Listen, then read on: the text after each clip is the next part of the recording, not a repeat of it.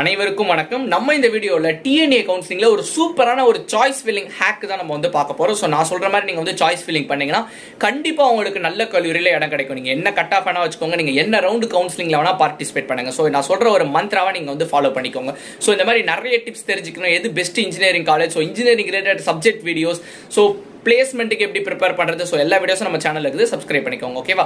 Okay, first நீங்கள் ஒரு cut off வச்சிருப்பீங்க. உங்கள் சாய்ஸ் லிஸ்ட் எப்படி இருக்கணும்னா, உங்கள் கட் ஆஃபை விட சில காலேஜஸ்க்குலாம் பார்த்தீங்கன்னா அதிகமாக கட் ஆஃப் எடுத்துருக்கணும். ஸோ அந்த காலேஜஸ்லாம் ஃபஸ்ட்டில் இருந்திருக்கணும். நீங்கள் ரவுண்டு 1 இருந்தீங்கன்னா பிரச்சனையே கிடையாது, ஏன்னா வேகன்சின்னு ஒன்று கிடையவே கிடையாது. நீங்கள் அண்ணா யூனிவர்சிட்டி கூட நீங்கள் வந்து கொடுக்கலாம், ஈவன் நீங்கள் ஒரு 185 கட் ஆஃப் வச்சிருந்தாலும். ஸோ நீங்கள் ரவுண்டு 3 ரவுண்டு 2 அந்த மாதிரி இருந்தீங்கன்னா நீங்கள் வந்து வேகன்சியை பொறுத்து நீங்கள் வந்து கொடுக்கலாம். அதாவது மேட்டர் என்ன, உங்கள் கட் ஆஃபை விட அதிகமாக தேவைப்படுற காலேஜஸ்லாம் ஃபஸ்ட்டு கொடுத்துருங்க.